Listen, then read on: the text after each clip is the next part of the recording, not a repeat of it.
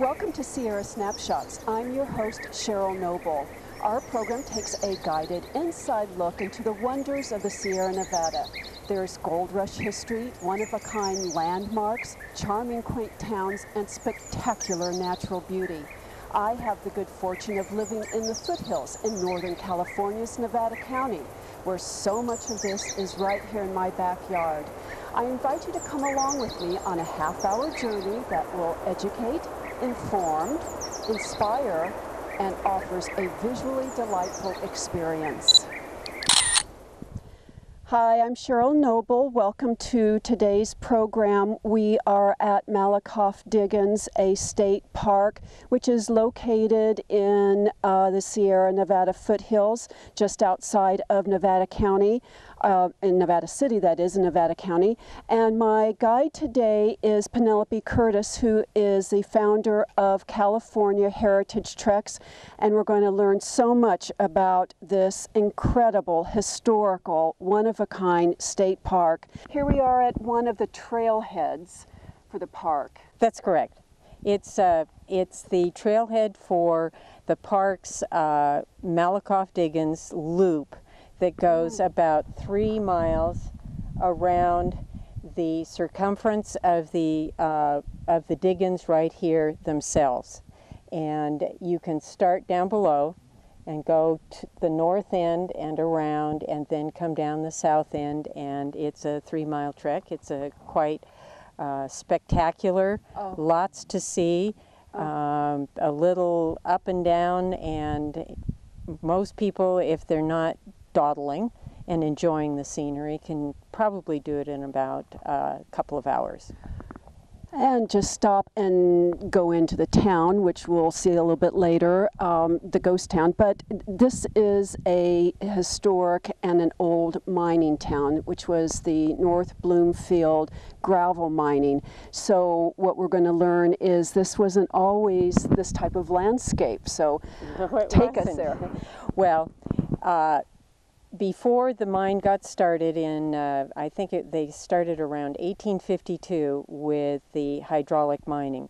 This whole area was completely covered with trees and so on. You didn't see the outcropping or anything. It was much higher, about, I think that it's about 3,000 feet at the tree level there.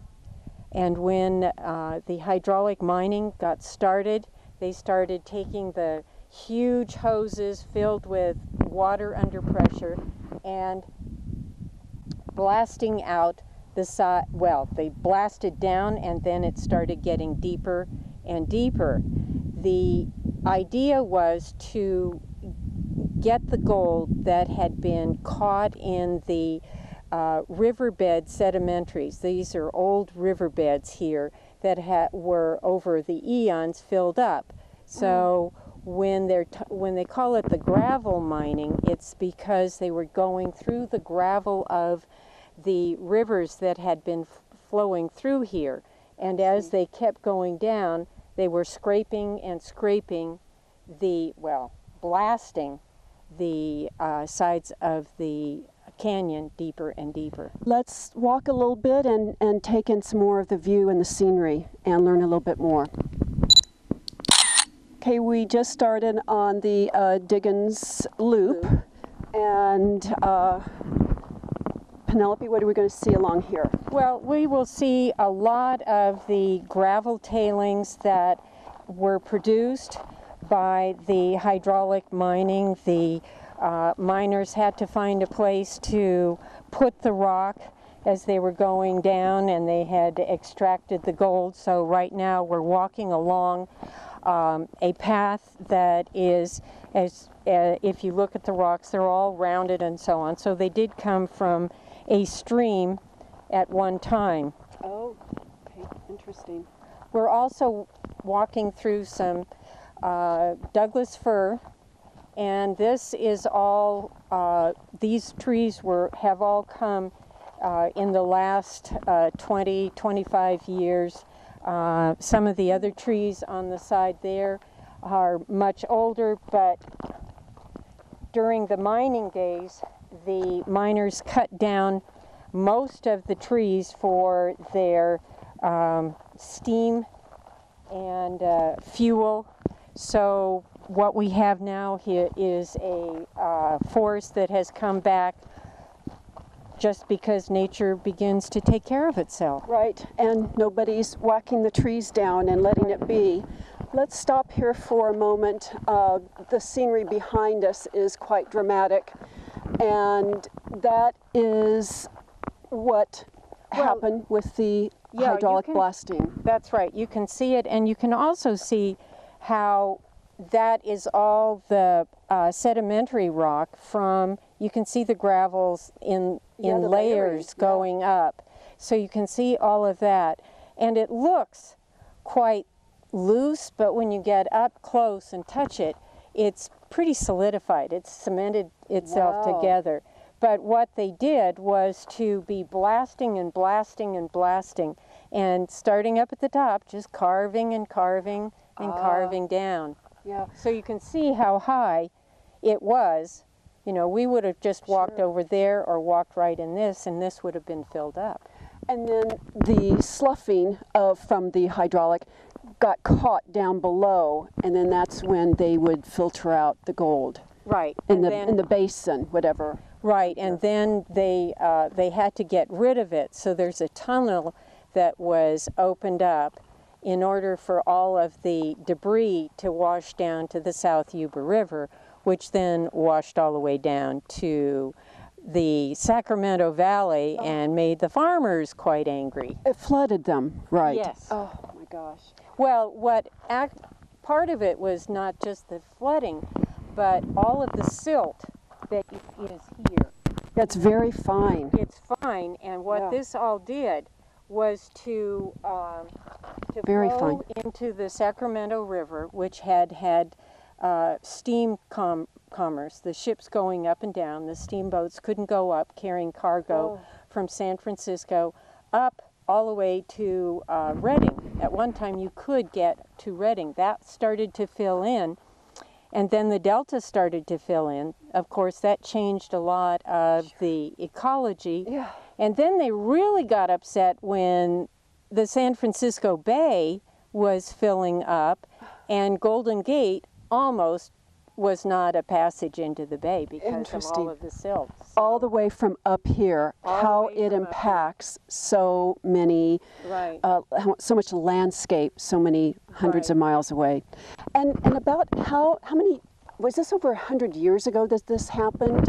It began around 1853, so, you know, it's 160 years, yes. And we're still living with that environmental disaster. And it continued until, I think that the last time that they really got away with the hydraulic mining was around the beginning of the 1890s. So that was, you know, 40 years of blasting. And the blasting, you know, Malakoff was one of them, but all throughout the foothills of the Sierra, there were many other hydraulic mining going on at the same time. Yeah. Well, let's go on down a little bit farther and see what we can learn. Okay, Penelope, which part of the loop are we on now? We just saw a trailhead that gave us either a north or south, and I wasn't paying attention. Which part of the loop are we? Well, this would be the end of the, or the beginning of the south loop. Okay. And if we were taking the north loop, we would start over there and move around, and the trail curves in and out of those various escarpments that we see across there. So you go in and out. If you take that trail in the spring after a wet year like our last one, the trail disappears. It's flooded out? Flooded out, yes. The last winter was so extraordinarily wet that a lot of this area filled up. It hadn't been full for many years. And you can see the abundance of the sedge and the cattails, the tule. Right. Normally, in a place other than we were discussing how quiet it is, normally there'd be red-winged blackbirds in here. Sure. Because they like this kind of environment, but not here. So this is the wetlands that was created in the basin as a result of the hydraulics again. Right, right. This is all part of it. And, you know, the water flows down from all of these areas that are have been carved out. That are exposed now. Exposed, but you can, the water is coming from up on the ridges above and then comes on, flowing on down. And at the east end here, there's a rather large river that's flowing in the springtime, flowing into it. It's very shallow, but it does come in, and it's quite magnificent when you're looking at it in a strange way. Well, that's where we were saying this is a double wow. Right. The beauty, if you will, is eye-catching, but the other wow is how it got its formation. The hydraulic that just was an environmental disaster, and as a result of that became law. That was the turning point, the legislation. I think it took about 10 years, but it finally became law that that effort could no longer be used. So it made an environmental difference. It did. It was passed into law in January of 1884. It was the first environmental law in the state of California. So Californians were thinking about the environment and saving the environment way back then. John Muir was one of the, the early proponents of maintaining natural spaces, but that was the first law that came in to mitigate the effects of the sediment and debris. Let's take a look at something else before we close out the program. Okay. One of our stops today at Malakoff Diggins is the little town that's now a ghost town called North Bloomfield. It was once called Humbug, California, and with me now is the ranger of this state park, Greg Schur, and he's going to give us a little more information and a tour of the museum and a couple other of the historical buildings. Hello, Greg. Thank you for being on the program. Welcome. Hello. Thank you. Thanks for being up here at Malakoff Diggins, and hopefully today you'll get a kind of a feel of how special this park is and why it was dedicated as a California state park. This is the museum. It has all of the great artifacts. And what other buildings are here in this little town? Well, we have quite a few buildings still in town from the period which is the 1870s, 1880s, 1890s. And we have a barber shop located behind where we're, in front of where we're speaking now, and we have a saloon, drugstore, we have a grocery store or market, town market. We have another stop on our tour usually is what we call the Skidmore house, where the Skidmore family lived as well as other families, but we'll talk about that a little bit today. And then behind us here, if you look behind, we have the livery stable. And so there's quite a few buildings actually preserved here in this historic town, and today hopefully we'll get a little feel and you'll be able to go through some of those buildings with me, as well as the Cummins Hall Museum, which used to be a saloon, then it was a dance hall, and so some buildings were more than one. Multi-purpose. Yeah, more than one use as well. So when did the last residents leave here? That's a good question. The last resident was Charlie Goss, and that was in, I believe, 1972. People had long gone, left North Bloomfield. They had, yeah. And when the state parks acquired the property in 1964, by 1966 when we opened the park to the public, most of the public was already, who had been living here or, residing here, had gone. Okay. So. I'm anxious to see the museum, so let's go on in. Okay. So the main museum is called the Cummins Hall Museum, and this is where visitors, when they come to the park, they check in for camping and for the cabins and also for day use and so forth when we're open. And we usually have either a volunteer or a park aide or a ranger working back here. Okay. And then the historical artifacts in this portion of the museum are located in the back room here, which we can come to now, and we walk this way. We got to point out the bear. Oh. Is that one of the volunteers? Yeah, no, but at times it wouldn't be a bad idea to have a bear around. That's actually a grizzly bear that was donated. Okay. So as we walk back in the main museum, you'll notice that we have different displays in the museum, and it's kind of a rustic feel, which is in kind with the interpretive period as well as what we're trying to show here. And the interpretive period of this park obviously is the 1870s, 1880s, 1890s. We're looking at that period of time, especially up to 1884, which was the Sawyer decision, which didn't outlaw hydraulic mining, but it made it very difficult for people who wanted to hydraulic mine, because they had to now, after the Sawyer decision, capture their debris and their water rather than allowing it to run down into the valleys and down into Marysville, Yuba City, and Sacramento Valley, which it flooded out farms. And that's why the farmers sued the miners. And it's a little background. And that's why hydraulic mining basically died, is the lawsuit between the farmers and the miners, and the decision in 1884 that's saying, look, at hydraulic mining is causing too much damage. So here, and we have, you can see that we have pictures of the monitor. We have a display over here, the monitor. We have a diorama of the North Bloomfield Tunnel, which is the largest hydraulic mining drainage tunnel in the world. It's over 7,800 feet in length. And we have other displays in here showing historical artifacts. I'd like to take you into, with time restraint, I'd like to take you into the pharmacy, as well as the general store. Great. Let's do that now. Okay, come on. All right, Greg, we're in the pharmacy. We are. And it looks like an old pharmacy. Give us some highlights. Well, this is a Smith & Notwell pharmacy and drugstore in North Bloomfield. And both Smith and Notwell came here to the Gold Country wanting to open up a pharmacy in the 1870s, and they came from Pennsylvania.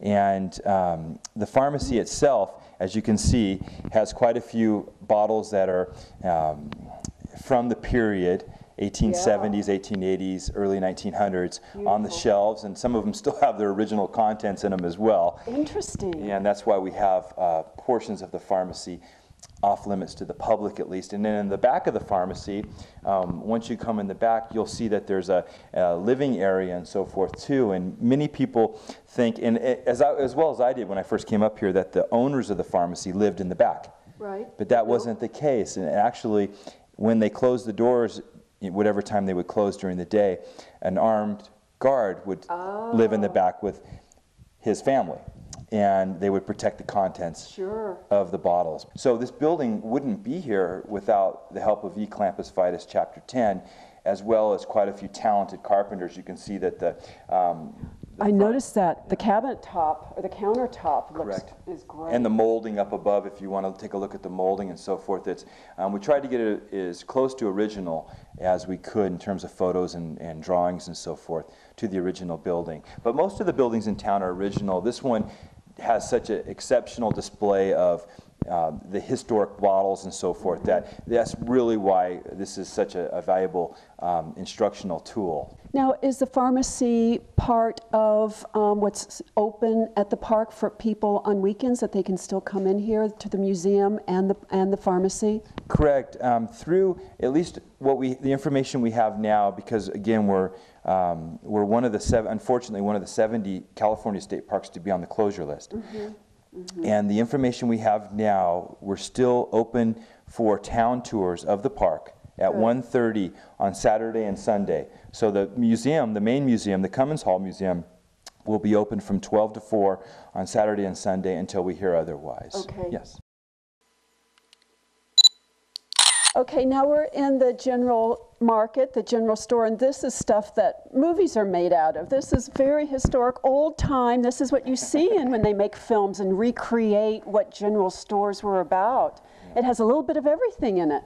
Yeah, it does. In fact, the general store in North Bloomfield was also the post office. And if you want to look over this direction, you can see that there's actually post office boxes and an area where a person would be behind and the mail was dropped off here by the stagecoach and also picked up by the stagecoach as well. So yeah, the general store had just about everything. I mean, from cigar cutters, which we have over here, to coffee grinders, root beer barrels.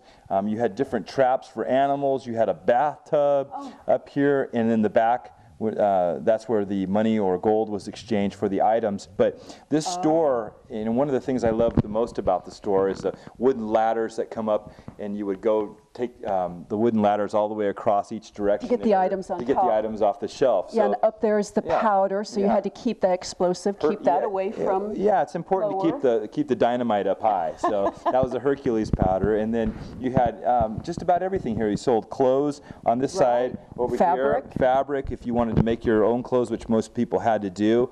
You had hats that were sold here.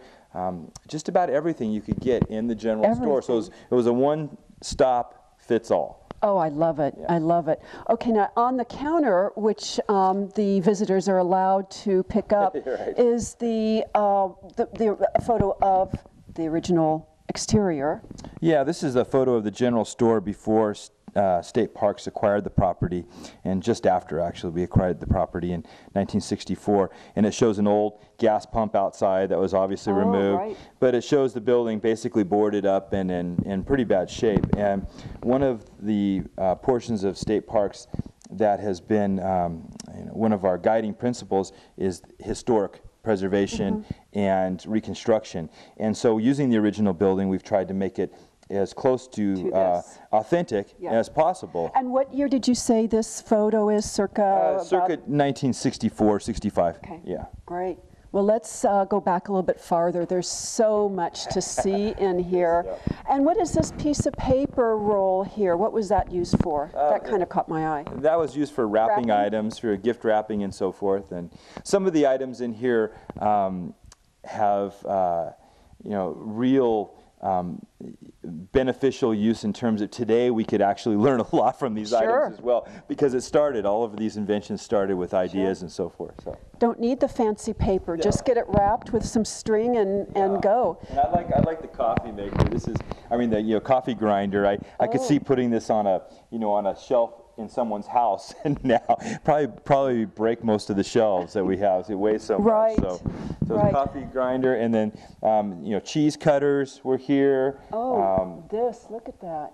Yeah. And it has the dividing places for the wheel of the cheese, and then it's just then you know where to cut it. Interesting. Yeah, and then also in the back portion of the museum, you see some for doing laundry and so forth, and how you would do laundry without electricity. We didn't have, obviously, the washer and dryer, and so the laundry was quite a large chore back in the 1870s and 1880s.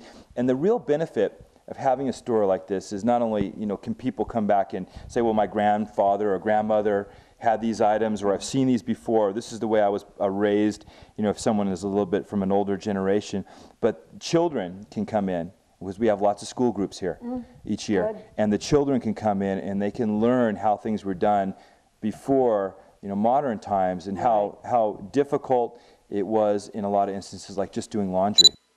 Greg, we're wrapping up your portion of the program. Thank you so much for the tours on the buildings, the museum. Across the street is the saloon. We're standing off and signing off here in front of the owner's home, the Skidmores, you were telling us.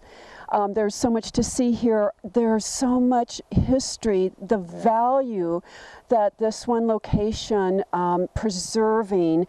Tell us what the status is of the park. What we can do to help, because the impact would be huge to California to lose this park. It really would. A lot of times when people come to the park, they're concerned obviously about the park because they use parks and they enjoy parks and they want to learn about the history. And so I'm a lot of times preaching to the choir. But in terms of what would be lost here, if this park were to experience a full closure, and we are on one of the 70 parks on the closure list, if it were to experience a full closure, it's hard to say exactly what would happen, because would there be a caretaker here Who would that be? Would they board up the buildings and would they take all the items out? We don't know. Gosh. At this point, we don't know. But what we do know is that we've taken dramatic budget cuts, state parks has, over the last 3-4 years, and we continue to. So our reductions in services are going to happen whether we want it to or not. And what that means at this point, our campground is closed, and it closed after Labor Day weekend, and we have 30 campsites plus a group camp. And it's off reservations, obviously, until further notice. Our cabins, we have 3 rental cabins in town, and they are closing directly after this month, which is September. So October 1st, they're closed until further notice. We have a school group program, which is extremely full, and we have one of 12 environmental living programs in the state that we offer here. It's only one of 12, where children, 4th grade children, learn about Gold Rush history, but they come here and they stay in the park. Oh, nice. They either stay 1 or 2 nights in the park, they experience the park, they learn about the history, and the value of that cannot be understated.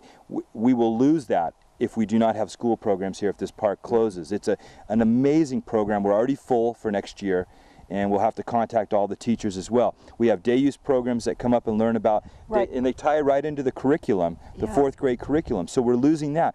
Thank you so much for your time. I know you've got a lot to do, and I hope you're still here next summer with all those educational programs. You do a great job. Well, thank you, and we really appreciate you coming up. Thank you very much. Welcome.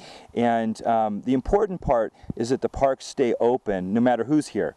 The parks stay open for the public and for the education, tying it into the 4th grade curriculum, and so people learn about what happened during the Gold Rush, and that we can improve as we go on as people. We're going to go back out and take in more of the natural beauty that's here at Malakoff Diggins. Thank you, Greg. You're welcome. Okay, we're taking a little rest, or at least I am. 3 miles can wear you out, and because you stop for all the scenic views, and we're at the South Loop, Penelope was telling us. The North Loop has a higher elevation. So we need to sign off. Penelope, any thoughts on Malakoff for hikers wanting to come out and day use people? Well, for hikers, day use or camping, coming out a couple of times, there are plenty of trails to follow. You can spend hours or days doing it. The one thing I didn't point out is that above the Diggins here along the North Rim is another trail that goes around and then eventually ends up in North Bloomfield.